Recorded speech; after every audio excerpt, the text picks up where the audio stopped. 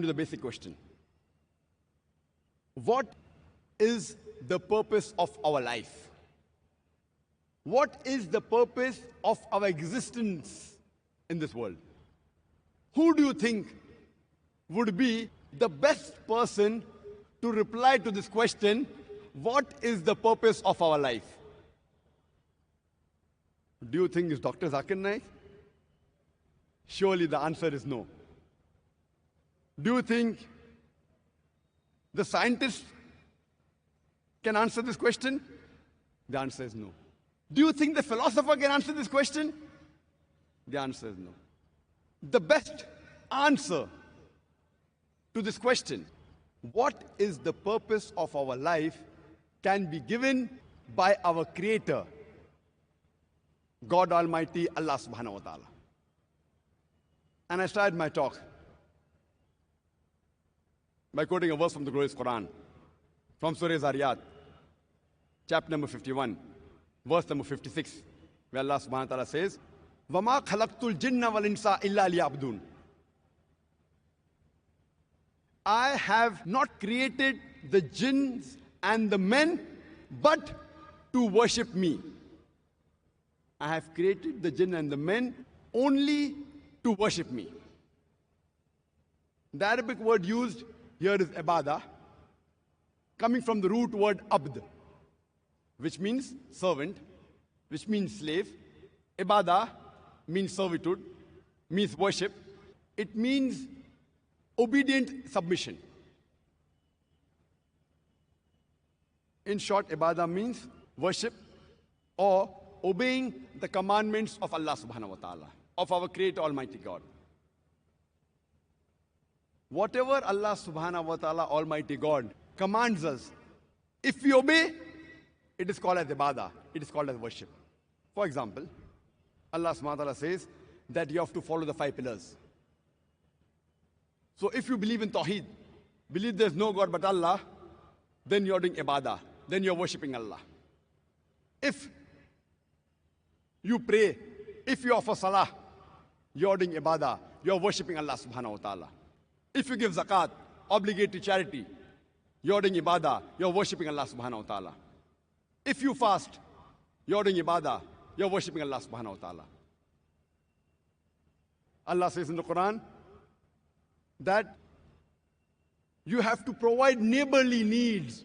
So if you take care of your neighbor, as Quran says in Surah Maun, chapter number 107, verse number 7, then you're doing ibadah, you're worshipping Allah subhanahu wa ta'ala. If you abstain from the things Almighty God, Allah subhanahu wa ta'ala, has told you to abstain from, then you're doing ibadah. If you abstain from having alcohol, you're doing ibadah. If you abstain from having pork, you're doing ibadah, you're worshipping Allah subhanahu wa ta'ala. If you abstain from stealing, cheating, telling lies, you're doing ibadah, you're worshipping Allah subhanahu wa ta'ala. In short, when you follow the commandments of Allah subhanahu wa ta'ala, if you submit your will to Allah subhanahu wa ta'ala, you're doing ibadah, you're worshipping Allah subhanahu wa ta'ala. And every act of a human being can be converted into worship if you follow 2 criteria. Number 1 is, the act should be done only and only for the pleasure of our Creator, Allah subhanahu wa ta'ala. Point number 2, the act should be done according to the sunnah, the way the last and final messenger, Prophet Muhammad, peace be upon him, has done. If you have these 2 things in your act, every act of yours can be converted into ibadah, can be converted into worship. Whenever you buy an equipment, along with the equipment, you get an instruction manual. If you allow me to call the human being a machine, you'll have to agree that the human being is the most complicated machine on the face of the earth. Don't you think that this human being, this machine, requires an instruction manual? The last and final instruction manual for the human beings, it is the glorious Quran. The glorious Quran, the last and final commandment of Allah subhanahu wa ta'ala, revealed to the last and final messenger, Prophet Muhammad, peace be upon him, is the last and final instruction manual for the human beings. The do's and don'ts, how a human being should lead his life, is given in this instruction manual, the glorious Quran.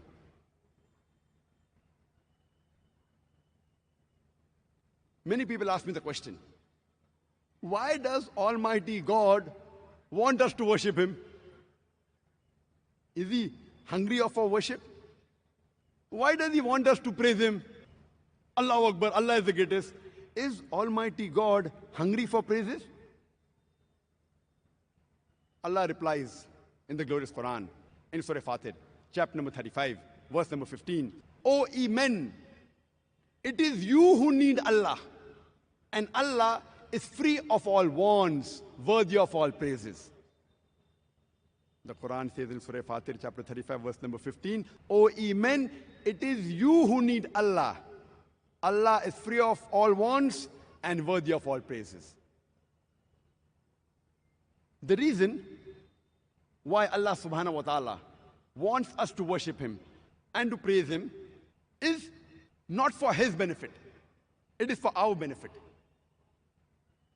When we say Allahu Akbar, it does not make Allah great. Allah is already the greatest, irrespective whether you say Allahu Akbar or not. Allah will yet remain the greatest.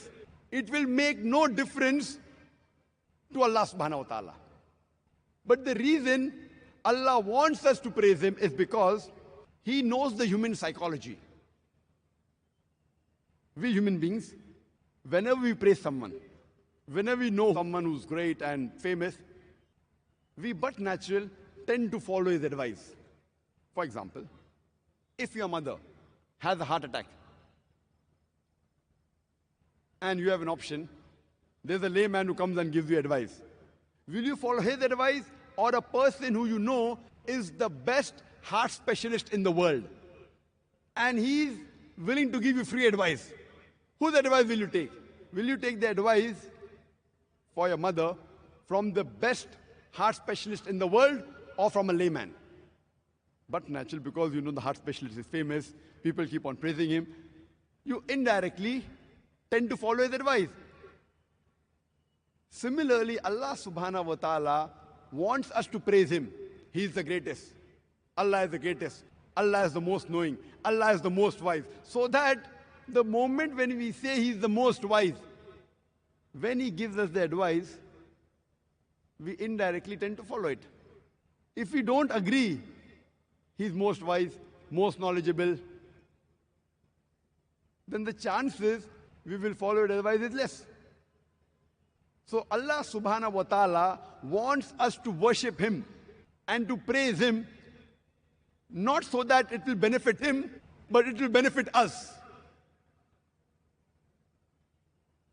Allah says in Surah Fatir, chapter 35, verse number 15, O ye men, it is you who need Allah.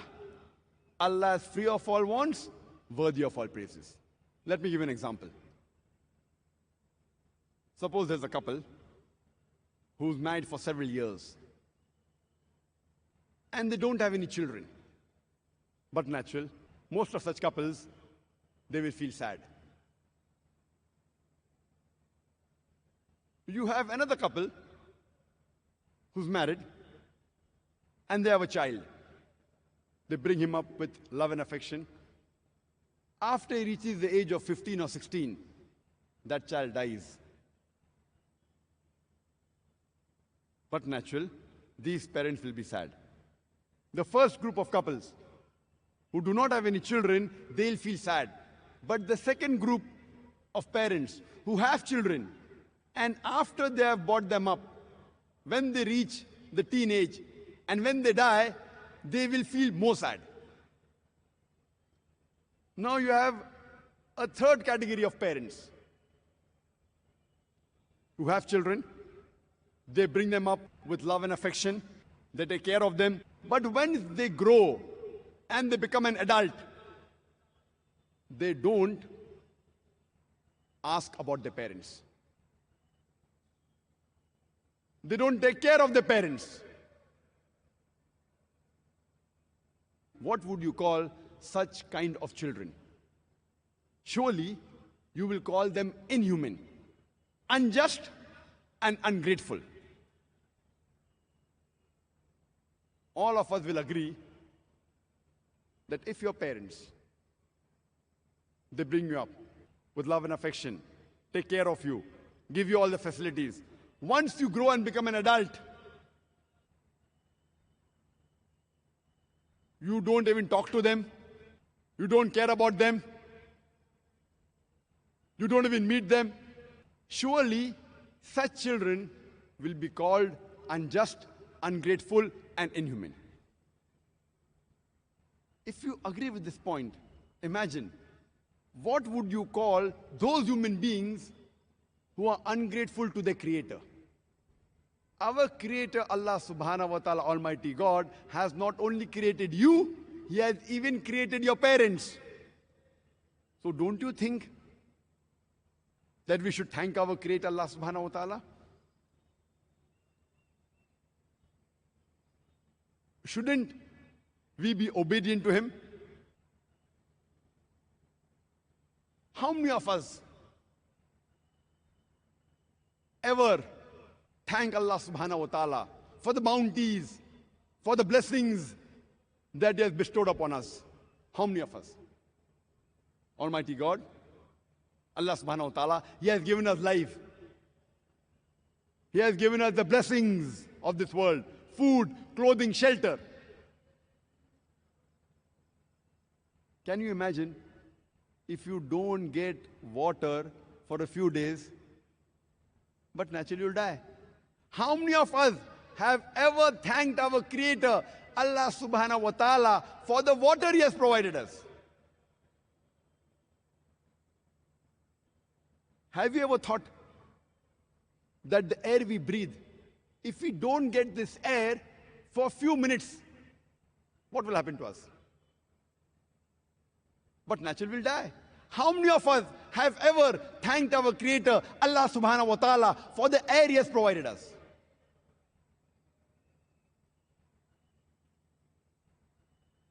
Allah says in the Quran, in Surah Ibrahim, chapter number 14, verse number 34, if you count the favors of Allah subhanahu wa ta'ala, you will not be able to number it. And man indeed is unjust and ungrateful. Allah says in the Quran, in Surah Ayat, chapter number 100, verse number 6, Innal insana li rabbihi laqanud. Verily, human beings are to their Lord very ungrateful. Allah says this in several places, that verily human beings to their Lord are very ungrateful. Allah subhanahu wa ta'ala wants us to worship Him and to praise Him. Not that it will benefit Him, because it will benefit us, benefit the human beings. Imagine when Allah subhanahu wa ta'ala comes to know that after you have followed His advice, it's benefiting His creation, He feels happy. For example, if there's a doctor who's giving free treatment and free advice to the poor patients, imagine if that patient doesn't listen to the advice of the doctor. How will the doctor feel? And if you follow the advice of the doctor, it will not benefit the doctor. He's giving you free treatment. It will benefit you. And once you follow his advice, the doctor is happy. At least my patient has now become healthy. Allah subhanahu wa ta'ala is far superior than all the doctors in the world.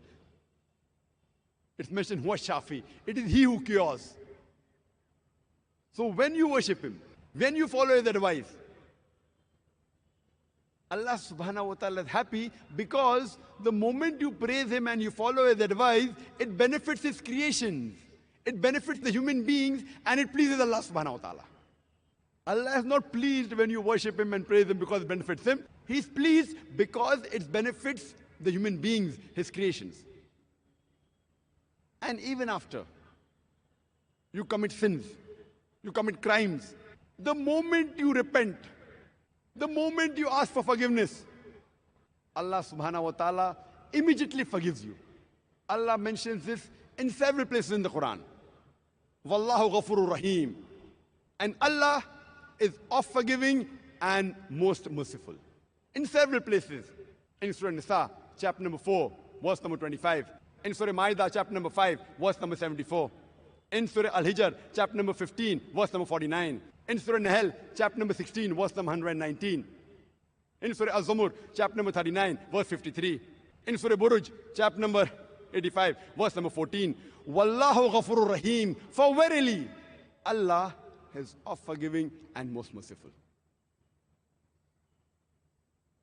Even though you don't obey Him, even though you disobey Him, you don't follow His advice, the moment you repent, the moment you ask for forgiveness, Allah forgives you and He's happy. He's pleased that you made a mistake. These human beings are my creation, I forgive them. Allah says in the Quran, in Surah Nisa, chapter number 4, verse number 48, and Surah Nisa, chapter number 4, verse number 116. If Allah pleases, He will forgive any sin. But the sin of shirk, associating partners with God, joining partners with God, Allah will never forgive. For anyone who has done shirk, associated partners with God, he has done a heinous sin.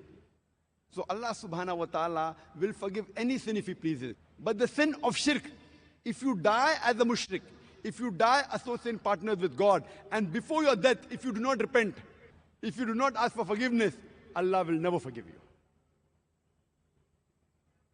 So one greatest sin from which all humankind should abstain from, number one, is shirk. Associating partners with Allah subhanahu wa ta'ala. Joining God with Almighty God.